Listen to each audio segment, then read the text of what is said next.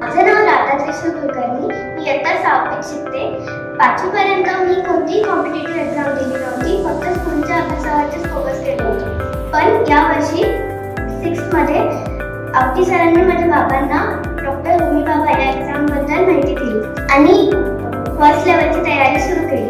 त्याच्यामध्ये या वस्तू वापरल्या होत्या, त्याच्यामुळे माझं पेपर खूप छान गेलं होतं आणि मी फर्स्ट लेवल क्वालिफाय करून सेकंड लेवलमध्ये गेलो होतो. नमस्कार, माझं नाव ज्योत्स्ना कुलकर्णी. होमी बाबाच्या फर्स्ट लेवलचं टीचिंग करत असतानाच सेकंड लेवलचा अप्रोच म्हणून आम्ही मुलांना थिअरी सोबतच त्याच लेसनचे प्रॅक्टिकल्सही दाखवण्यात आलेले आहेत. For example human skeletal system जर असेल तर हे स्केलेटल आपण मुलांना इंट्रोड्यूस करू शकतो.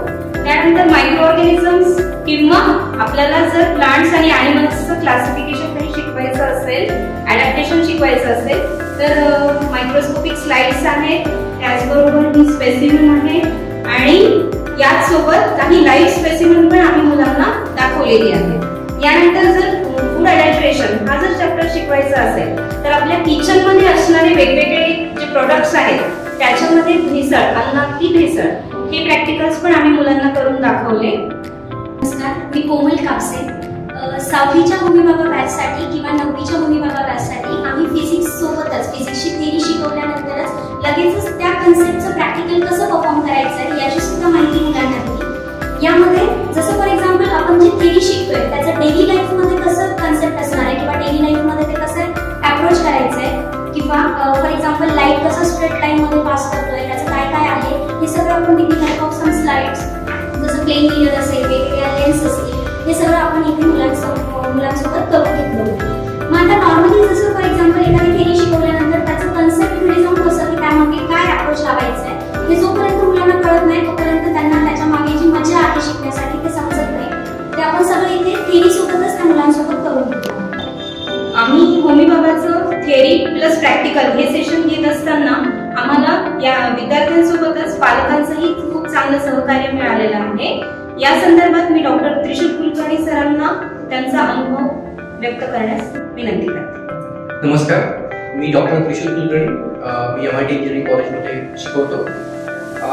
खरं तर 5वी पर्यंत राधाला कोणत्याच कॉम्पिटेटिव्ह एक्झाममध्ये आम्ही असं काही प्रयत्न केला नव्हता. पण 6th आल्यानंतर आवटी सरांनी आम्हाला एक्झामबद्दल सांगितलं आणि असं वाटलं की येस आपण ते करून बघूया.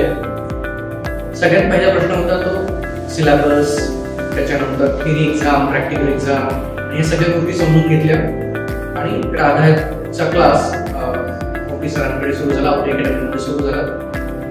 सगळ्यात महत्त्वाची गोष्ट म्हणजे अतिशय रिगरस तयारी त्यांनी सुरू केली आणि त्याचं सगळं श्रेय शिक्षकांना जातं. कारण की मी बघत होतो की दिवसेंदिवस राधाचा त्यातला इंटरेस्ट वाढतोय. कारण की मी जेव्हा ते सिलेबस बघितलं, त्याचे टेक्स्टबुक्स बघितले तर 6वीच्या लेवलसाठीचं बऱ्यापैकी टफ असं ते सगळं आहे आणि तरीही ती अतिशय आनंदाने सगळं करते याचं मला खूप छान वाटलं.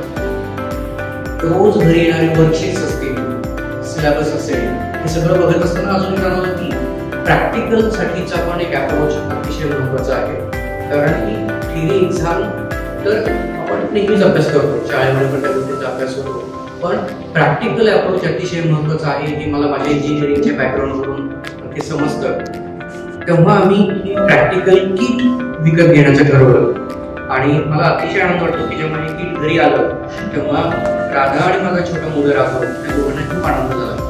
त्यांचं लक्ष मोबाईलवरून हटवून त्या किटवर यायला लागलं आणि त्यातल्या एक एक वस्तू काढून एक एक वस्तू वापरून बघायला त्यांनी सुरुवात केली आणि त्याबरोबरच राधाचा थिअरीचा अभ्यास पण चालू होता. आणि पहिलं यश भेटलं ते की राधा ही त्या पहिल्या लेवलला, थिअरी लेवलला क्वालिफाय झाली आणि तिथून पुढे मग खरी जर्नी सुरू झाली. कारण की प्रॅक्टिकलची लेवल ही अजून हार्ड असते. कारण की मागच्या काही अनुभव आणि येणारे प्रश्न हे जेव्हा बघितले असं झालं खूप रिगरस तयारी करायची गरज आहे. त्यावेळेला मात्र आवटी अकॅडमीने आम्हाला अतिशय मदत केली. हा सगळा सेटअप आवटी अकॅडमीमध्ये अतिशय सुंदर असा आहे. जेव्हा मुलं प्रॅक्टिकल करायला सकाळी जवळपास 9 वाजता यायची ते संध्याकाळी 9 वाजेपर्यंत ती मुलं प्रॅक्टिकल करायची आणि जेव्हा मी त्यांना 9 वाजता घ्यायला यायचो तेव्हा त्यांचा उत्साह सकाळी 9ला सोडल्यासारखाच असायचा. आणि ही सगळी मुलं एक एक वस्तू म्हणजे मला असं वाटतं की आता चला यांना घेऊन जाऊया, पण त्यांचे काही पाय तिथून निघायचे नाहीये, कारण की ते अजून काहीतरी करायचे, अजून काहीतरी राहिले आहे, अजून काहीतरी बघायचं राहिलं असं म्हणायचे. आणि कौटी अकॅडमीमध्ये बायोलॉजीचे स्पेसिमन असतील, म्हणजे एक दिवस तर त्यांनी अख्खं किचनच मांडलं होतं, त्याच्यामध्ये सगळी धान्य, सगळी कडधान्य, भाज्या आणि त्यांची सायंटिफिक नेम्स ही सगळी मुलं जेव्हा घरी येऊन सांगायला लागली तेव्हा असं वाटलं की आपण जे काही करतोय ते अतिशय सार्थ होत आहे. या सगळ्यांचा परिपाक असं झाला की राधानं फर्स्ट लेवल क्रॅक करून सेकंड लेवलची परीक्षा पण अतिशय योग्य पद्धतीने दिली आणि मला नक्की आशा आहे की याच्याही पुढच्या प्रोजेक्टच्या लेवलसाठी पण अशीच तयारी करत